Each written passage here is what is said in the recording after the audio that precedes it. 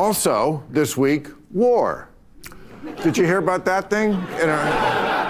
We bombed Iran, and it's going on. Now, have you expected me to say I hate it? I don't. Sorry. When he puts boots on the ground, yeah, then I'll hate it. Now, I know too many happy Iranian Americans. Sorry.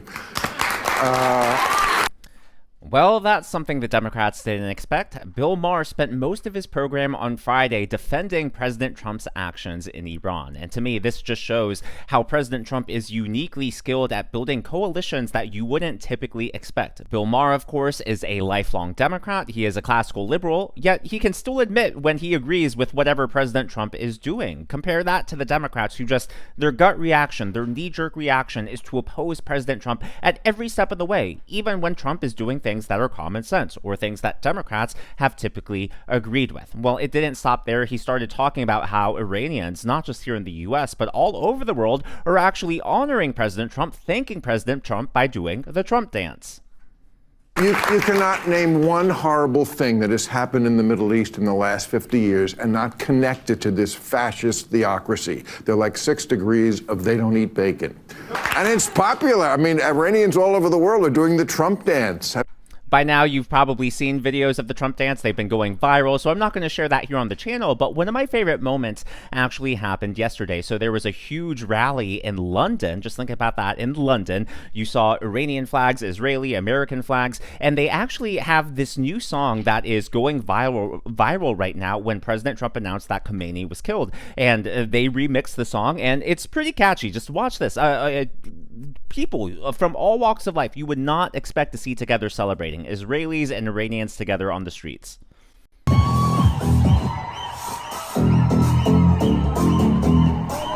formerly Supreme Leader, Ayatollah Khamenei, is dead.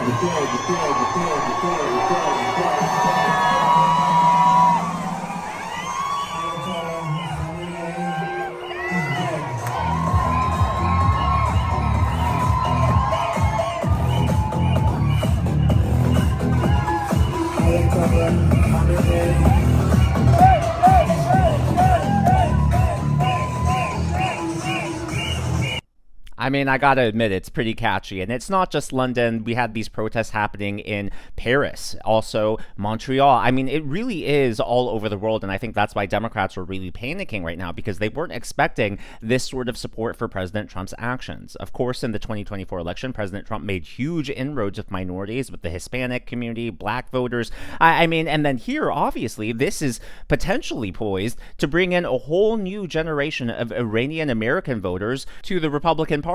If that happened, the Democrats are going to be screwed for a long time. But the most interesting part of Bill Maher's program was when he introduced his guests, Adam Schiff and Don Lemon. And the best part was when Bill Maher actually trapped Adam Schiff in a gotcha question using Democrat words against him. Take a look. This statement from the administration: the president had the constitutional authority to direct the use of military force because he could reasonably determine that such use of force was in the national interest. That's too vague for you? Totally vague. Okay, because that's from Obama about Libya. Well, Obama made the argument initially that he could go into Syria without an authorization.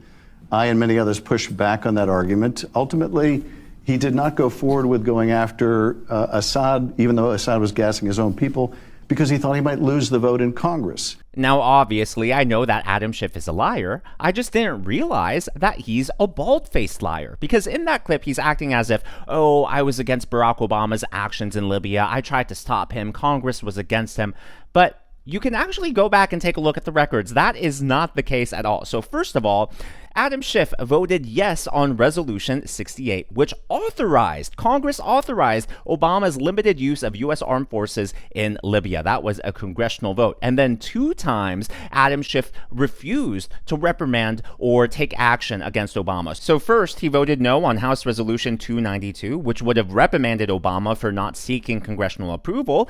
And then he also voted no on Resolution 51, which would have forced Obama to remove U.S. forces from Libya. So were you really against Obama all that time, Adam Schiff? The House record lives forever, and thanks to the internet, anyone can go onto the house.gov website and see how you voted. And again, you voted 2 times against reprimanding Obama, and then you voted once actually approving what he was doing in Libya. So you can't even keep your story straight. Why should we buy your position on Iran? By the way, just as a quick history refresher, the actions in Libya lasted 7 months, 1 week, and 5 days. So that was a very prolonged action by Barack Obama. Compare that to what's happening in Iran right now. The administration says it's going to be anywhere from 4 to 6 weeks. That's the current timeline, and of course they're hoping it'll be faster than that. Now, it's unclear whether or not that 4 to 6 weeks began when these strikes began, or if that began during that presser that happened late this past week. But either way, we're looking at this potentially being done, hopefully being done before the end of May. And look, we all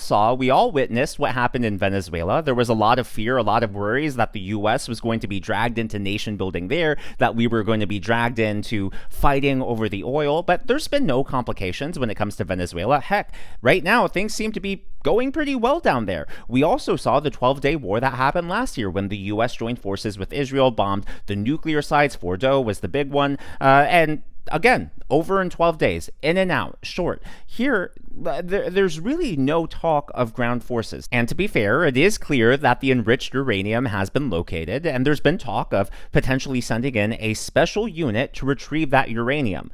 But it's not as if there are going to be boots on the ground in the traditional sense. There's no talk of soldiers patrolling the streets, nation building, trying to keep proxies and terrorist groups away from each other, trying to prevent internal fighting and a civil war. So to me, so far, this is very different from what happened in Iraq and Afghanistan. And hey, look, similar to what Bill Maher said, if it comes to the point where there are troops on the ground and we don't know why we're there and there's just no timeline and the goalposts just keep shifting, of course I'm going to be upset. Of course I'm going to say, hey, Trump, you broke your promise.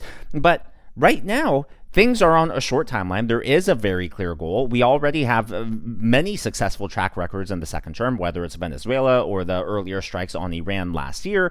And so for people, look, it's strange to me, right? Because you have people on the right like Megyn Kelly who are just losing their minds over this. Megyn Kelly, Tucker Carlson, Candace Owens. I mean, they're just acting as if this is the start of World War III. And then you have someone like Bill Maher who is on the opposite side of the aisle. Somehow, he's the one making sense in all of this. Somehow he's the one with a level head saying, hey, I like what Trump's doing right now. Let's judge based on what's happening in the present and not worry about a potential future scenario, especially when the administration has said time and time again, no boots on the ground, no nation building. And Trump, for all his exaggerations, the best, the greatest, yeah, you know how he is, right? When he says a core promise, the best example being the border and shutting down the border, he has followed through time and time again. And so, look, I will hold his feet to the fire if he breaks that promise, but right now, I just don't see the cause for concern. By the way, going back to Libya, not only did it last 7 months, but it resulted in many civilian deaths. According to News Nation,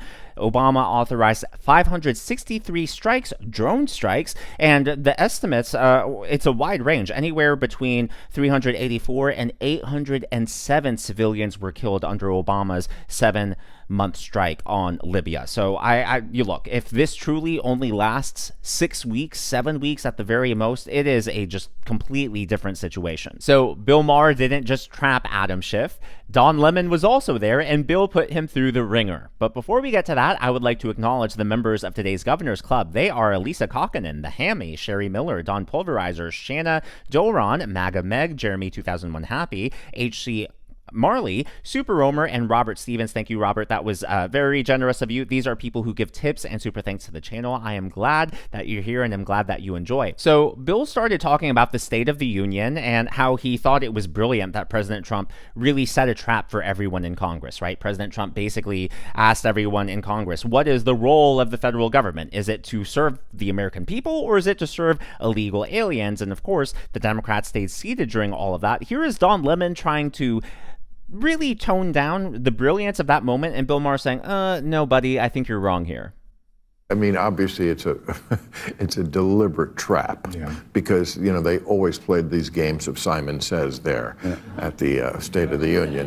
Well, I think you and I agree on this is all performative. I know, but is it going to look bad in campaign ads? I don't think anyone's going to remember that come campaign. They will if they put it in the ad. And guess what? They've already put it in an ad, and I wouldn't be surprised if that ad continues to run during the spring, during the summer, and onto the midterm elections, because it's a brilliant ad and it really showcases the difference between Republicans and Democrats. Because look, even if you don't agree with everything President Trump is doing, agree with everything that Republicans stand for, the reality is Democrats have no alternative solutions. They have no vision, that they have no platform on which to stand. Their only uniting principle right now is we hate President Trump. We have Trump derangement syndrome and we're just going to do everything to stop him. But they're not saying, oh, we stand for this. This is our alternative. This is how the country could be doing better. No, their entire platform right now is hatred, negativity, and divisiveness. Now, there's just one more story before we close out today's video. You may have heard about the protests yesterday in New York City and the 2 bombs that were thrown at those protests. Well, there is new footage. I believe this is actually the first footage we've seen of the incident.